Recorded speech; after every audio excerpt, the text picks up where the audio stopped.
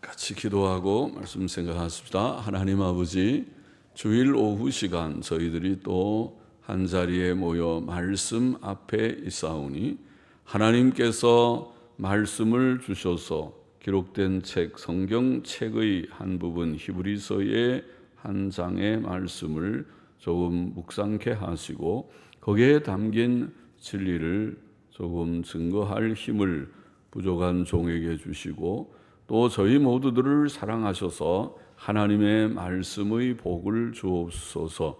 아버지, 땅 위에 우리가 먹을 것이 없어서 기근이 아니고 마실 것이 없어서 기갈이 아니라 하나님의 말씀을 듣지 못한 기근과 기갈이 올 것이라 하였는데 오늘 시대는 어떠한지요? 하나님의 말씀이 주님 풍성하게 증거되고 있는지요?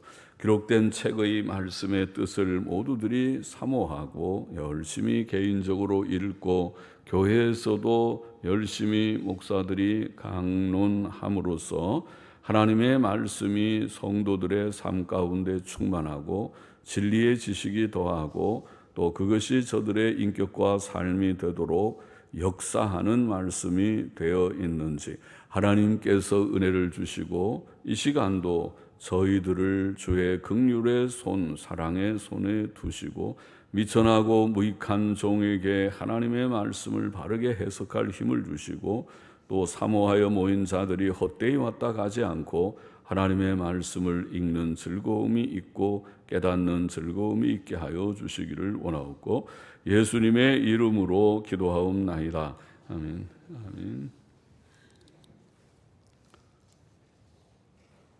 1절 말씀 다시 보십시다. 대제사장마다 사람 가운데서 취한 자이므로 하나님께 속한 일에 사람을 위하여 예물과 속죄하는 제사를 드리게 하나니 저가 무식하고 미혹한 자를 능히 용납할 수 있는 것은 자기도 연약에 쌓여 있음이니라.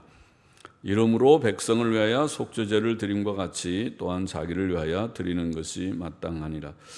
대제사장, 구약의 우리가 성막제도, 제사제도, 구약의 율법 아래서 대제사장은 사람들 중에서 선택되었습니다. 물론 일반 제사장도 그렇고 대제사장도 아론의 자손들 가운데서 제사장이 다 되고 자손들이 제사장이 되고 그 가운데 한 명이 대제사장이 되었습니다. 그래서 아론은 대제사장이고 아들들은 제사장들이 되었고 아론이 죽은 다음에는 그 다음에 그를 이어서 첫째, 둘째 아들은 범죄하여 죽었기 때문에 셋째가 아마 대제사장이 되고 그렇게 이제 남은 아들 가운데서 아마 제일 나이 든 자가 대제사장이 되었을 것이라고 봅니다. 대제사장은 사람들 중에서 선택되었습니다. 하나님께서 직접 제사장 역할을 하시는 것이 아니고 또 천사가 그 일을 하는 것도 아니고 사람이 그 일을 하였습니다. 대제사장을 사람들 중에서 택하기 때문에 그는 사람들을 위해 속죄 제물을 드릴 때 무지하고 미혹에 빠진 사람들을 너그러이 대할 수 있다고 본문에 말을 합니다. 왜냐하면 자기도 연약에 쌓여 있는 사람이기 때문이었습니다. 그래서 구약시대의 대제사장들은 백성을 위해 속죄 제사를 드림과 같이 또한 자신들을 위해서도 그렇게 했습니다. 그래서 제사장들이 제사장들을 위해서도 속죄 제사를 드리고 또 백성을 위해서도 드리고 하였습니다. 우리의 대제사장이신 예수님은 대제사장이시다. 제사장이시고 대제사장, 크신 대제사장이시다. 그래서 히브리서에 나와 있는 특이한 그런 진리라고 할지 말씀이죠. 예수님의 제사 사역은 다른 서신들에도 다 있지만은 복음서에도 주님 말씀에도 다 나오지만은 그러나 예수님을 제사장 혹은 대제사장이라고 부른 성경은 히브리서 뿐입니다. 그래서 특이한 것입니다. 히브리서 성경은 특별한 의미가 있습니다. 그런데 예수님은 우리의 제사 대제사장이신데 그런데 구약의 대제사장이 사람인 것처럼, 연약성을 가진 사람인 것처럼 예수님께서는 사람으로서 대제사장이 되셨습니다. 그래서 우리와 똑같은 인성을 가지셨기 때문에 인간 본질, 인성, 인간의 모든 속성을 다 가지셨기 때문에, 그래서 우리의 연약을 아신다, 아시고 동정을 하신다, 그렇게 성경은 말하는 것입니다. 우리가 사람이기 때문에 때때로 연약하고, 배만 고파도 견디기 어렵고, 또 조금만 힘들어도 피곤하고, 잠이 부족해도 졸음이 막 쏟아지고, 그렇죠? 밥 먹고 나면 좀 졸음이 오고, 오후 시간에 다 사람의 연약성을 가지고 있습니다. 또 여러 가지 시험되는 일들이 있을 수 있고 그렇습니다. 예수님께서 우리와 똑같은 인성을 가지셨기 때문에 인간의 연약함을 아신다. 히브리서 저자는 이미 앞부분에서 자기가 시험을 받아 고난을 당하셨은즉 시험 받는 자들을 능히 도우시느라 2장 18절에 그런 말씀을 했죠.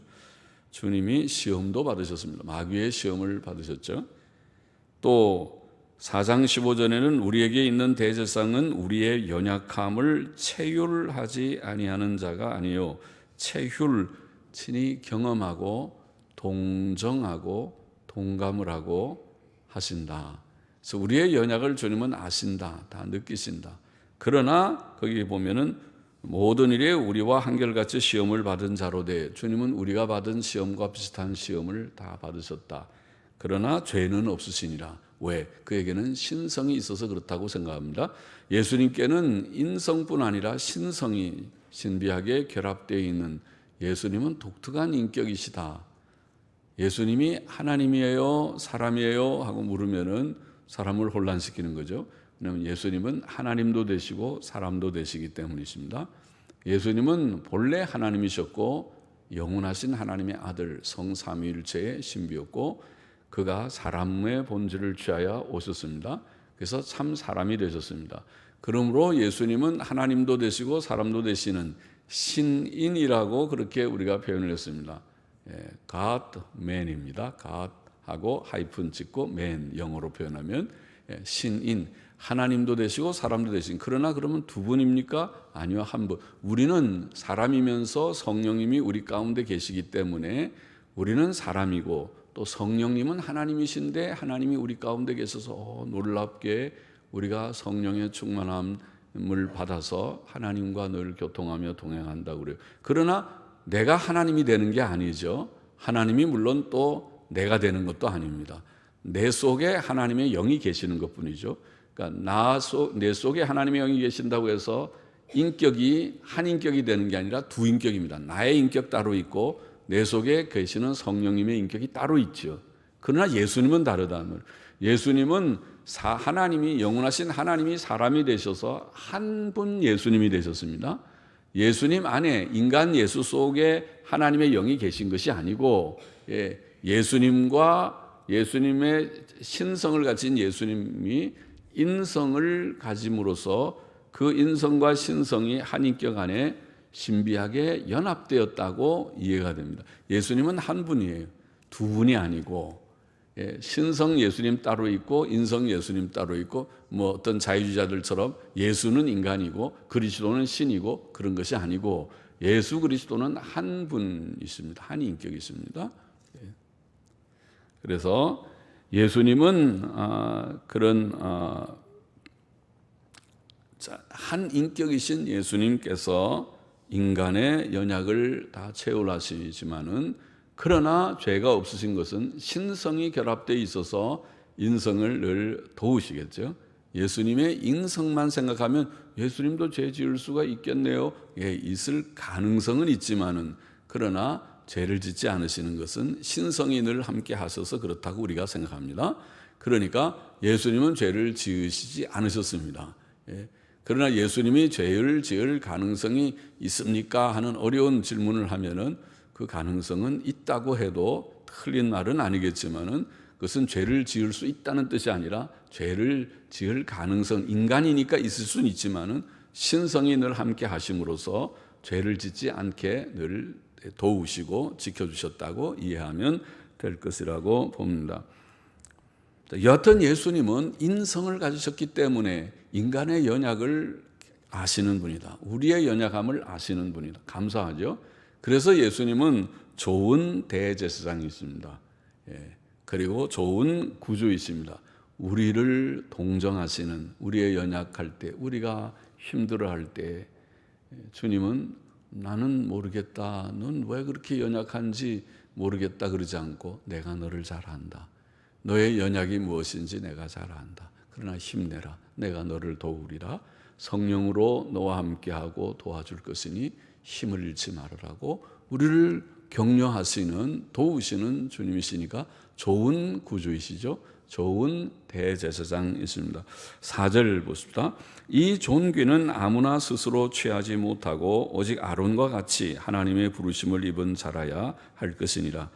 또한 이와 같이 그리스도께서 대제사장 되심도 스스로 영광을 취하심이 아니요 오직 말씀하신 이가 저더러 이르시되 너는 내 아들이니 내가 오늘날 너를 낳았다 하셨고 또한 이와 같이 다른데 말씀하시되 네가 영원히 멜기세덱의 반차를 쫓는 제사장이라 하셨으니. 자, 대제사장, 구약의 제도에서, 율법 제도에서, 율법 체계 아래서 대제사장은 아무나 스스로 되는 것이 아니고 아까 말한 대로 아론의 자손들만 제사장이 되고 그 가운데 한 사람이 대제사장이 되는 것입니다. 하나님께서 그렇게 정해 주신 것이죠. 하나님이 불러주셔야 대제사장이 될 수 있었습니다. 아무나 스스로 내가 대제사장 하고 싶다고 되는 것이 아니었습니다.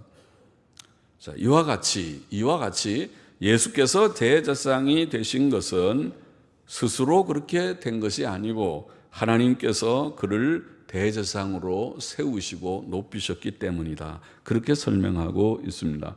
하나님께서 구약 성경에 그에 관해 너는 내 아들이라, 너는 내 아들이라 그렇게 말씀하셨고 또 너는 영원히 멜기세덱의 반차를 쫓는 제사장이라 이렇게 하셨기 때문이라고 설명합니다. 이 메시아 예언, 이 우리가 좀 인용한 성경 구절을 메시아 예언시라고 하는데 앞에 너는 내 아들이라 그것은 시편 2편 7절에 나오는 말씀이죠. 시편 2편은 메시아시라고 이해하는 것이 바로 그 까닭이고 또 여기에 멜기세덱의 반차를 쫓는 영원히 멜기세덱의 반차를 쫓는 제사장이라고 하신 말씀은 시편 110편 4절 말씀입니다. 그래서 이 두 시를 메시아 예언 시라고 말합니다.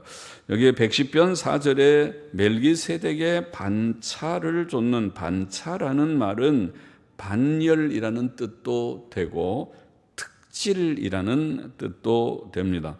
헬라 말에 이 반차 탁시스라는 말이 그리고 히브리 말로는 모습이라는 그런 뜻이 됩니다. 그래서 멜기세덱의 반차를 쫓는 제사장이라는 말 뜻은 멜기세덱의 특질을 가진 혹은 멜기세덱의 모습을 쫓는 제사장, 다 쉽게 좀 더 평범하게 표현하면 멜기세덱 같은 제사장입니다. 멜기세덱 같은 제사장이라는 뜻이라고 보면 될 것입니다. 멜기세덱 같은 제사장. 자, 그렇게 주님께서 구약의 예언, 메시아 시를 통해서 예언하신 그 예언 속에서 이미 메시아는 대제사장이 되실 것이다. 너는 내 아들이라. 내가 너를 멜기세덱 같은 제사장으로 삼으리라. 고 말씀하신 그 말씀대로 그렇게 하나님께서 아들 예수 그리스도를 특별하게 세우심으로써 대제사장의 직을 갖게 되신 것이다. 그렇게 설명합니다. 7절에 그는 육체에 계실 때는 이 세상에 계실 때죠. 지금도 주님은 천국에 하나님 우편에 계시는데도 아직 인성을 갖고 계시다고 이해합니다. 주님은 인성을 버리지 않으셨습니다. 그러나 육체에 계실 때라는 말은 주님이 이 세상에 생활하셨을 때에 자기를 죽음에서 능히 구원하실 이에게 하나님 아버지죠. 예수님을 사실 십자가에 죽지 않게 하실 능력이 하나님께 있지만은 그러나 그렇게 하지 않으셨습니다. 왜? 우리의 대속 사역을 위해서. 그래서 자기를 죽음에서 능히 구원하실 이 아버지께 심한 통곡과 눈물로 간구와 소원을 올렸고, 이렇게 표현했습니다. 그의 경외하심을 인하여 들으심을 얻었느니라. 자, 그것은 겟세마네 동산에서의 기도를 가리키는 것이 분명하죠.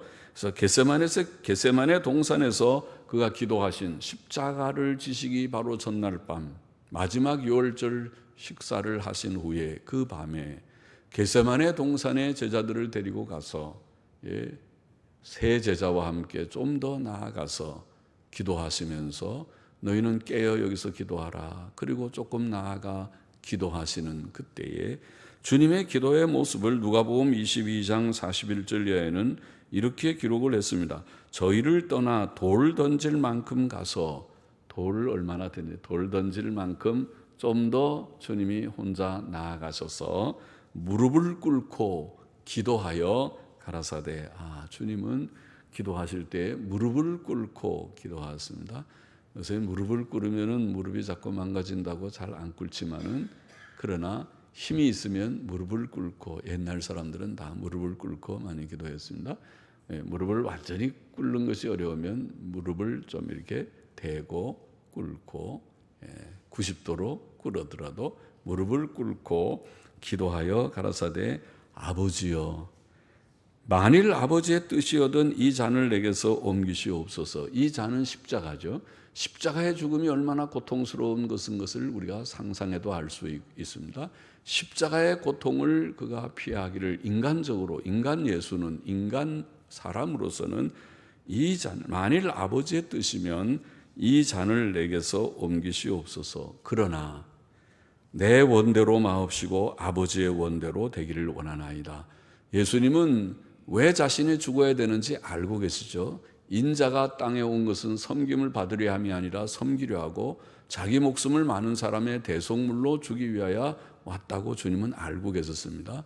내가 세상에 온 것은 너희를 위하여 내 몸을, 내 살을 주기 위하여, 나는 생명을 주기 위하여 온 떡이다, 산 떡이다, 주님은 말씀하셨죠.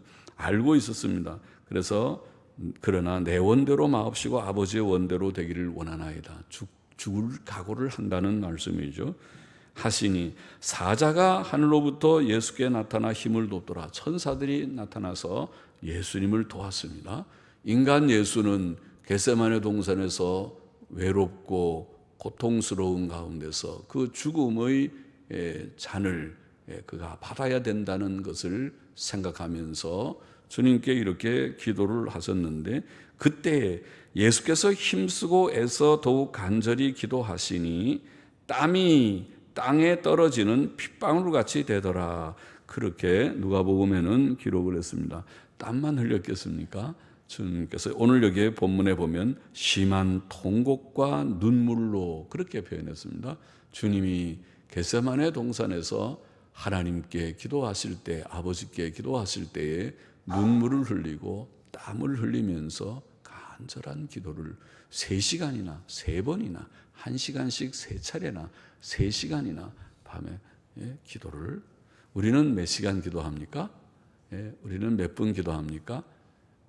우리가 하나님께 문안 인사 기도하지 말자 그랬죠. 하나님 안녕, 제 안녕 됐습니다. 그러고 일어나서 가면 아무것도 우리가 얻고 아무것도 이루어지는 것이 없을 것입니다. 하나님 앞에 좀 앉아가지고 진지하게 부르짖어 간절히 30분이라도 1시간이라도 그 이상이라도 우리가 기도해야 될 이유가 충분하죠. 주님은 하나님의 아들이신데도 1시간씩 3번이나 반복해서 간절히 땀을 흘리면서 눈물의 통곡, 심한 통곡과 눈물로 간구와 소원을 올렸다. 그렇게 되어 있습니다. 이것은 예수님의 인성의 신비이기도 합니다. 예수께서는 아버지와 본질적으로 동일하신 신성을 가진 하나님이시지만 그는 또한 우리와 본질적으로 동일하신 인성을 가진 사람이십니다. 예수께서는 눈물로 간절히 기도하셨고 그의 기도는 응답되었습니다. 그는 그의 경외하심을 인하여 들으심을 얻었다고 본문은 증거합니다. 예수께서 하나님께 간절히 눈물과 심한 통곡으로 기도하셨다는 말씀이나 그가 하나님을 경외하심으로 인해 들으심을 얻었다는 말씀은 참으로 신비합니다. 신성과 인성이 한 분 예수 그리스도 안에서 연합된 것은 신비입니다. 우리가 다 이해하지 못하는 신비입니다. 그러나 그것이 예수 그리스도에 관하여 성경이 증거하는 바입니다. 예수 그리스도의 신비를 성경은 증거하고 있는 것입니다. 예수님의 참된 신성을 밝히 명칭으로, 그의 신적 속성으로, 신적인 사역, 기적의 사역으로, 그가 받으시는 영광으로 예수님의 신성을 밝히 증거하시고, 예수님의 인성은 어릴 때부터 출생하는 아기로 출생해서 성장하는 자라는 것으로, 피곤하여 그가 때때로 주무셔야 되는 그의 주무심으로, 또 눈물을 흘리심으로, 배고프심으로 등등의 인성을 밝히 증거하셔서 신성과 인성을 성경은 다 증거하고, 그러나 두 분이 아니라 한 분 예수 그리스도의 신을 증거하기 때문에 신인 양성 일인격이라는 것은 기독교 정통 교리로 옛날부터 주 3세기에 유명한 그 니케아 회의 때로부터 주 5세기의 칼케돈 회의 때로 이어서 계속 지금까지 정통 교리로 내려오는 것입니다.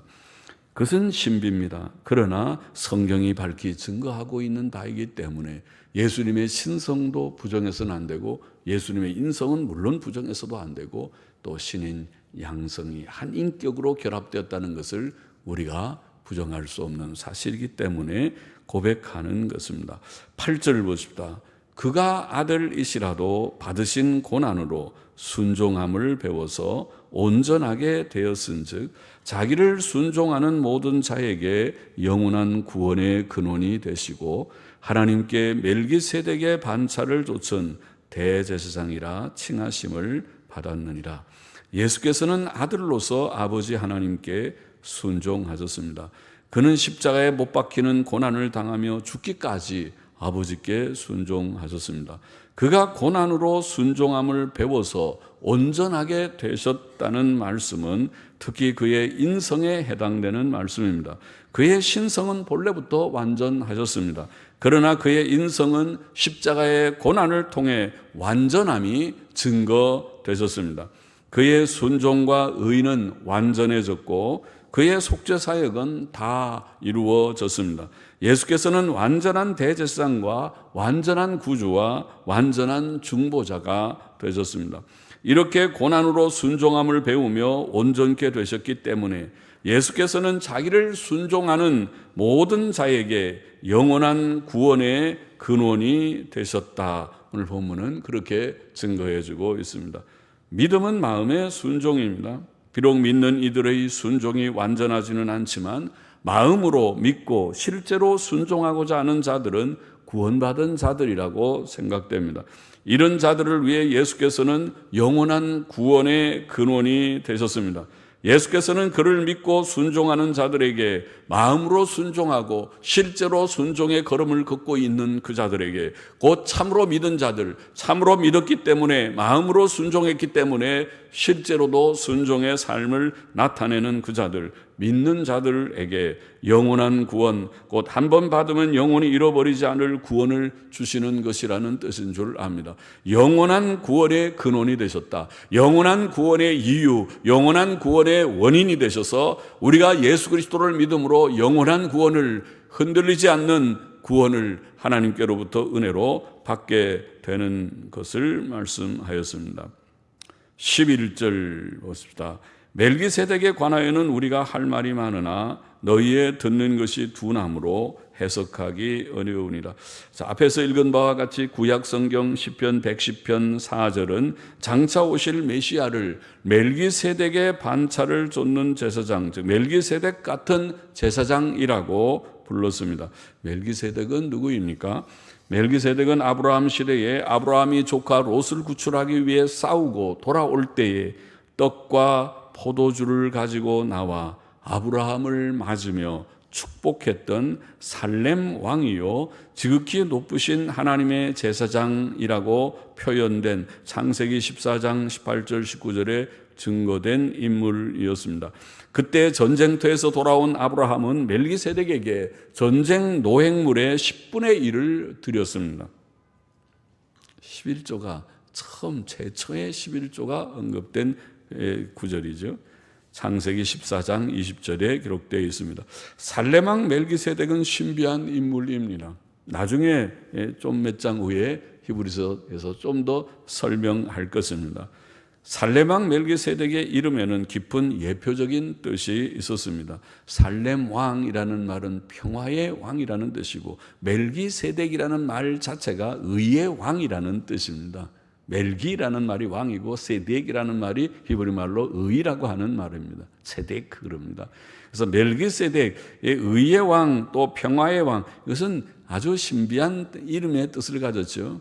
그래서 멜기세덱의 이 신비한 인물 멜기세덱은 구약의 예수 그리스도를 예표하는 인물이라고 이해되는 것입니다. 성도가 영적으로 성장하면 하나님과의 교제 속에서 점점 더 경건해지고 의로운 인격이 되며 그와 더불어 하나님의 말씀, 그 성경 말씀의 지식이 많아지고 말씀의 깨달음이 깊어집니다. 그러나 히브리서 서신의 수신자들은 아직 그렇지 못했다. 여기에 저자는 그렇게 말합니다. 12절에 보십시다. 때가 오래므로 너희가 마땅히 선생이 될 터인데 너희가 다시 하나님의 말씀의 초보가 무엇인지 누구에게 가르침을 받아야 될 것이니 젖이나 먹고 단단한 식물을 못 먹을 자가 되었도다. 본 서신을 받은 수신자들은 믿은 지 오래되었으므로 마땅히 영적으로 성장하여 다른 이들을 가르치고 인도하는 선생들이 되어야 했습니다. 신자는 믿은 지 여러 해가 되면 영적으로 성장해야 정상이죠. 아기가 출생했으면 자라야죠. 안 자라면은 보통 심각한 문제가 아니죠. 그러나 교인들이 영적으로 중생했다고 하면서 성화되지 못하는 자들이 많이 있어 보이는 것은 매우 안타까운 일이 아닐 수 없죠. 사람은 복음 진리를 듣고 거듭나 믿고 회개함으로 새 생활이 시작되고 성경 말씀으로 양육되어 그의 지식이 자라고 견고해지고 점점 거룩하고 의롭고 선한 사람이 되고 또 다른 사람들에게 복음을 전하고 새 신자에게 성경을 가르치고 권면할 수 있는 자가 되는 것이 그것이 정상적입니다. 아이가 자라듯이 영적으로 자라가는 성도의 정상적인 삶입니다. 그러나 여기 히브리서 수신자들은 아직도 영적으로 어린 상태에 있었다고 말하고 있습니다. 그들은 다시 하나님의 말씀의 초보적 원리들에 대해 가르침을 받아야 할 처지에 있었습니다. 그들은 우유나 마시고 단단한 식물을 먹지 못할 자들이었습니다. 교회 안에는 두 부류의 교인들이 있습니다. 하나는 영적인 어린아이들이고 다른 하나는 영적으로 성장한 자들입니다. 전자는 엄마의 젖이나 우유만 먹는 어린아이들과 같고 후자는 단단한 음식도 먹을 수 있는 성장한 자들과 같습니다. 전자는 하나님의 말씀의 초보적 원리들, 즉 성경의 기본적 진리들만 받을 수 있는 정도의 교인들이고 후자는 하나님의 모든 말씀, 즉 성경의 모든 교리와 모든 생활 교훈을 받을 수 있는 교인들입니다. 세례 대상자들을 위한 학습반 공부의 내용들은 전자를 위한 것이지만 신구약 성경의 자세한 강해나 기독교 교리의 체계적 지식과 윤리적 문제들이나 여러 이단적 신학 사조들에 대한 강론은 후자를 위한 것입니다. 13절로 보십니다. 대저 젖을 먹는 자마다 어린아이니 의의 말씀을 경험하지 못한 자요 단단한 식물은 장성한 자의 것이니 저희는 지각을 사용함으로 연단을 받아 지각을 사용함으로 연단을 받아 혹은 계속 실천함으로 인해 지각이 연단을 받아 선악을 분별하는 자들이니라. 그렇게 번역할 수 있습니다. 계속 실천함으로 인해 지각이 연단을 받아 선악을 분별하는 자들이니라. 우리 속에 지적인 감각, 영적인 감각이 다 있는데, 깨달음 이런 것들이 있는데, 분별력 이런 것이 있는데, 그런 것이 지각이 잘 훈련이 되어야 선악 분별을 잘합니다. 그러나 그런 영적인 지각이 훈련을 받지 못하면 이것이 선인지 악인지 옳은 건지 그른 건지 구분이 없이 아직도 죄 가운데, 연약 가운데 머물러 있을 수 있겠죠. 그것을 말한 것이라고 봅니다. 성장해야 된다. 그래서 세속 말씀을 실천함으로써, 의를 실천함으로써 지각이 연단을 받아서 선악을 분별하는 자들이 되어야 한다는 그런 말이죠. 서신의 수신자들은 의의 말씀을 경험하지 못한 영적 어린아이와 같다고 표현됩니다. 의의 말씀은 하나님의 말씀과 성경 말씀을 가리킵니다. 성경 말씀의 내용과 목적이 바로 의입니다. 우리가 하나님의 계명대로 살면 그것이 의입니다. 성경의 목표는 의입니다. 그것은 의가 없었던 죄인들에게 예수 그리스도의 대속을 믿음으로 의롭다 하심을 얻는 은혜의 복음과 또 이렇게 의롭다 하심을 받은 자들이 실제로 의롭게 살아야 할 교훈들이 바로 성경의 내용입니다. 성경의 내용은 두 가지, 방금 말한 대로 예수님 믿고 의롭다함을 받으라고 하는 의의 복음과 또 의의 복음을 받아서 예수 믿고 구원받은 사람들이 이제 실제로 의롭게 살아야 할 생활 규범들을 우리에게 가르쳐주는 책이라고 할 수 있습니다. 하나님의 뜻은 우리가 실제로 의롭게 사는 것입니다. 이론적으로 예수님 믿고 구원받은 것으로 만족하지 않고 실제로 흠과 점이 없는 온전함이라고 우리가 말하는 의로운 삶을 사는 것이 하나님의 뜻입니다. 의의 말씀을 경험한다는 본문의 말은 예수님 믿고 의롭다 하심을 얻고 그것도 경험이고 1차적 경험이고 또 실제로 의롭게 살아가는 것, 그것이 두 번째의 경험입니다. 그것을 의미합니다. 그러나 히브리서 수신자들은 하나님의 의의 말씀을 이해하고 실천하는 데 부족했습니다. 영적 성장은 단지 이론적 지식으로 되지 않고 실천을 통해 우리의 지각과 감각이 연단되어 선악을 분별하게 됨으로 이루어진다는 것이 본문의 내용입니다. 영적 성장은 성도가 실제로 하나님의 의의 말씀을 순종함으로, 그것을 실천함으로, 여기에 계속 실천함으로 제가 그렇게 표현했는데, 실천함으로, 순종의 실천을 함으로, 또 선악을 분별하는 지각과 감각이 자람으로 점진적으로 이루어지는 것입니다. 히브리서 5장의 교훈은 무엇입니까? 첫째로 주 예수께서는 멜기세덱 같은 제사장이심을 증거했습니다. 구약시대의 제사장은 아론과 같이 하나님의 부르심으로 되었습니다.